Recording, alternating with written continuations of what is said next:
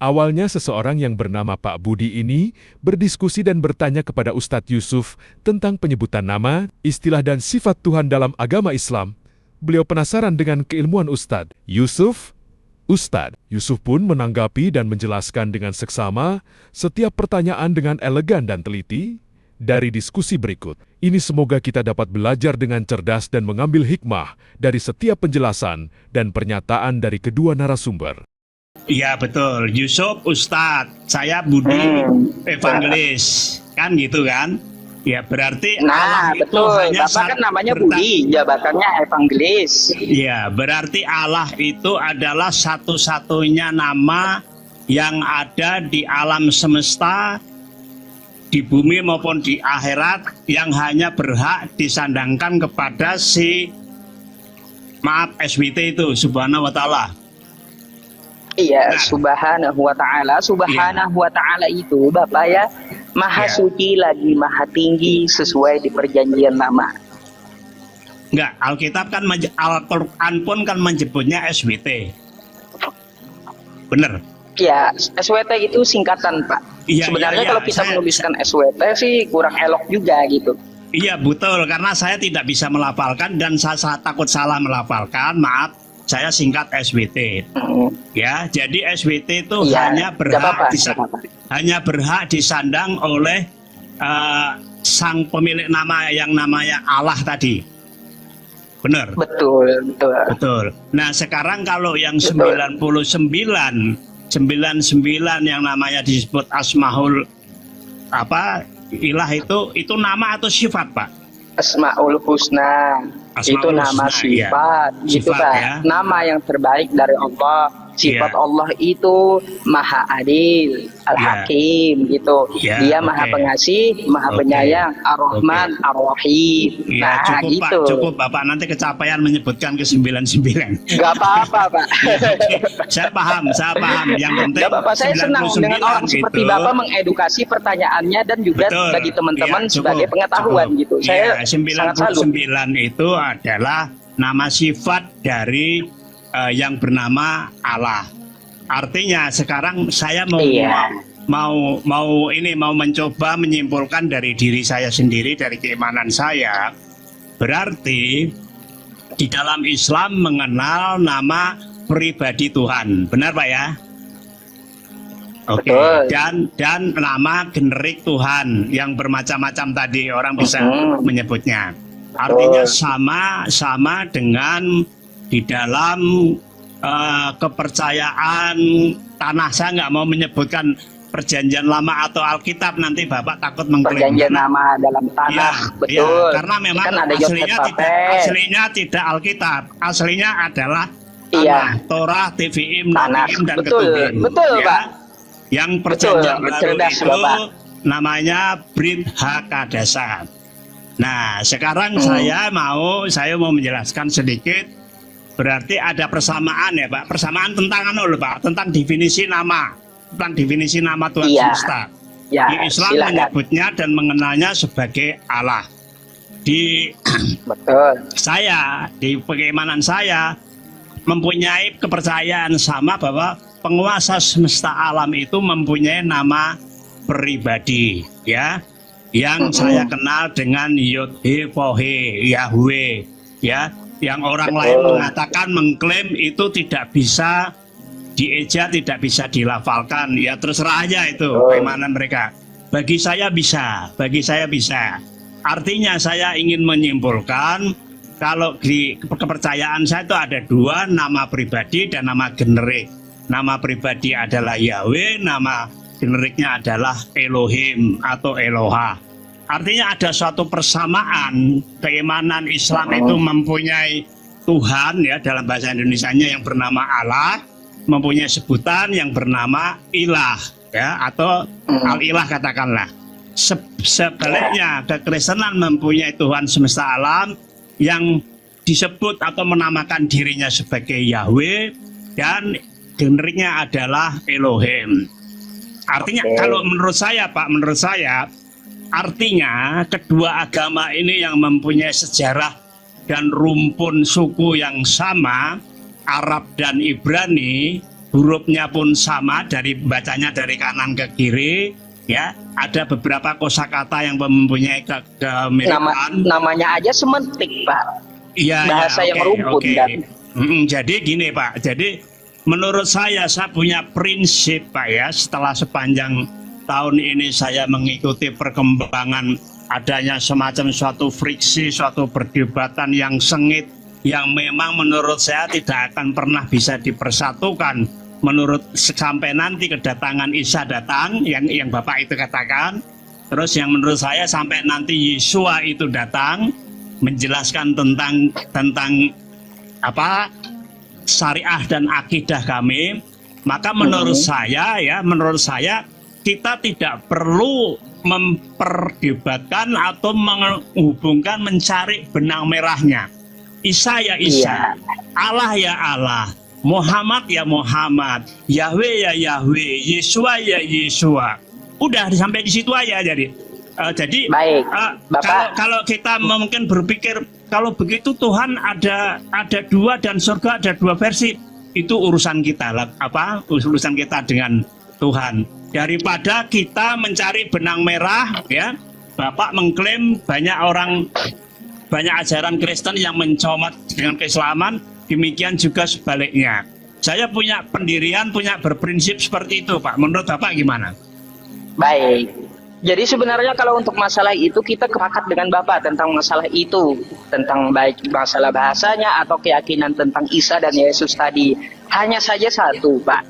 Inti akar dari permasalahan kenapa Islam dan Kristen itu terjadi perdebatan sebenarnya bukan masalah Isa atau Yesus, bukan. Kalau kita lihat, Pak ya, dari bahasa istilah-istilah Islam yang dimasukkan Kristen ke dalam kitabnya, itu inti akar dari permasalahan terjadinya perdebatan antara Islam dan Kristen. Itu satu hal yang pertama, Pak. Ya, nah, apa yang diambil dari pihak kekristenan? Contoh, ya Pak ya, contoh kosakata Alkitab. Alkitab itu nama lain dari Al-Quran. Coba Bapak buka di dalam Al-Quran, Quran surah Al-Baqarah ayat 2. Dzalikal kitabu la raiba fi hudal lil muttaqin. Alkitab ini yang dimaksud adalah Al-Quran. Alkitab ini adalah di dalamnya tidak ada keraguan, petunjuk bagi orang-orang yang beriman. Maaf saya potong, Bu. Tadi tertulis Alkitab atau Kitabula yang Bapak sebutkan? Alkitab. Disebut ya, Al-Quran menyebutnya Bapak ya. Alkitab. Iya, kami menyebutnya Al-Quran itu Alkitab. Alkitab ada 4 di dalam Islam. Bukan tertulis. Pertama Al-Quran. Tertulis di dalam Quran. Al-Baqarah ayat 2. Gramatikalnya apa? Alkitab atau Gramatikalnya saya jelaskan kepada Bapak. Ya. Baik, gramatikalnya Alkitab berwazan atau wazan itu akar katanya adalah katabat. Nah, kayak gitu. Yang artinya tulis atau ketetapan, bisa juga secara pasif diartikan dengan kewajiban. Nah, tuh kosakata Alkitab bukan buku, Pak. Bisa juga kitab, tetapi sesuai konteks gitu. Jadi kosakata al, bentar Bapak ya biar paham. Kosakata al di dalam bahasa Arab itu dinamakan isim ma'rifah. Kalau Bapak tidak paham isim ma'rifah, Bapak mungkin bisa ke bahasa Inggris. Bapak bahasa Inggris tahu the kan?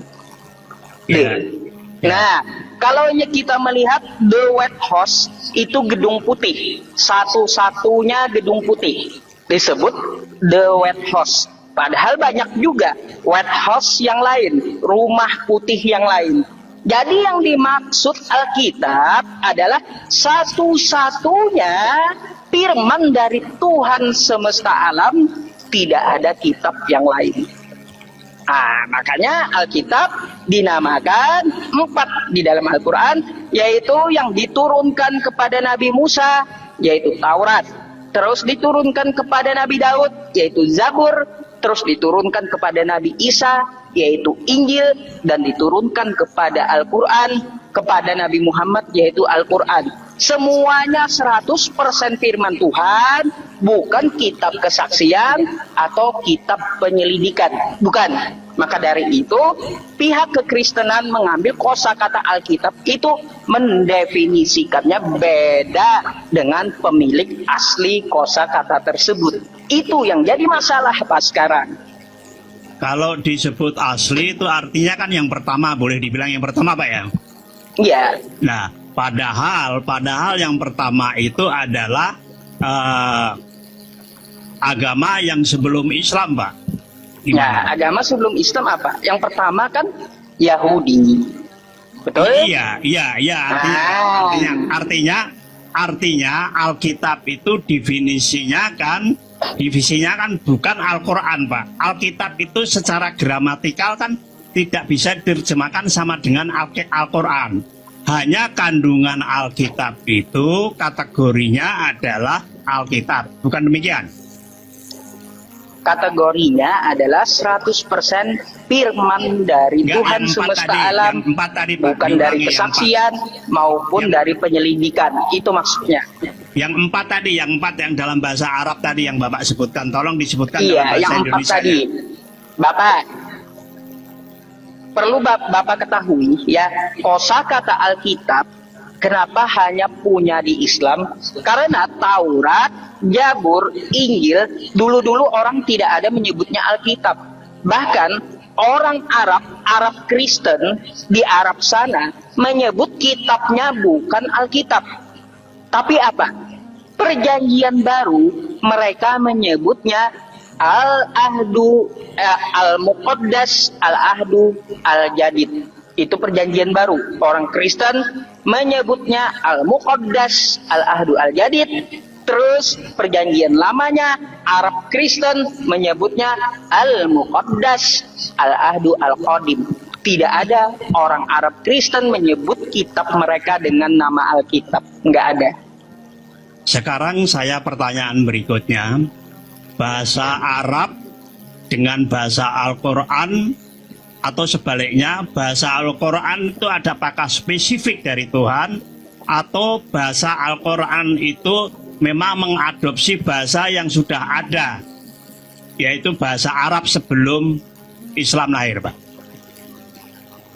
Pahamannya sebenarnya kalau kita melihat ke Arab kuno ya Pak ya, memang kosakata dari huruf hijaiyah itu belum lengkap gitu, bukan alif sampai ya, masih terbatas huruf-hurufnya itu di Arab kuno. Tetapi ketika Al-Quran diturunkan, kosakata Arab itu bertambah dan menjadi induk dalam bahasa Arab keseluruhan. Itu adalah bahasa Arab Al-Quran karena bahasanya lengkap beserta gramatika dan ilmu-ilmu ulumul Quran lainnya.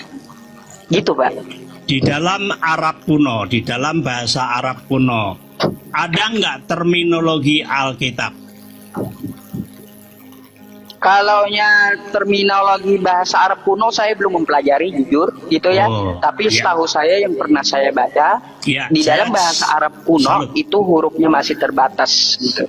Ya artinya Bapak tidak tahu ya, tidak jadi tahu bahwa itu. Dalam bahasa Arab kuno. Ya kita jujur aja Pak. Dalam berdiskusi itu ya, jadi di dalam kita berdiskusi itu diutamakan kejujuran gitu. Kalau betul, saya belum membaca, belum mempelajari, saya tidak berani untuk menyampaikan ke publik gitu. Ntar menjadi syubhat atau bisa dibilang adalah penebaran hoax atau asumsi kan kayak gitu. Jadi apa yang saya sampaikan ke publik itu hanyalah yang saya pelajari, yang mana pernah saya baca dan pernah saya pelajari dari ilmu-ilmu Al-Quran atau dinamakan ulumul Quran. Jadi saya ketika berdakwah itu di dalam Al-Quran kami, Quran surah An-Nahl ayat 105, innama yaftaril kadzibal ladzina la yu'minuna bi ayatillah. Bagi orang yang berbuat kebohongan, kata Allah, yang membuat kebohongan, maka dia tidak beriman dengan ayat-ayat Quran. Jadi seperti itu Pak, kalau di dalam agama Islam. Kalau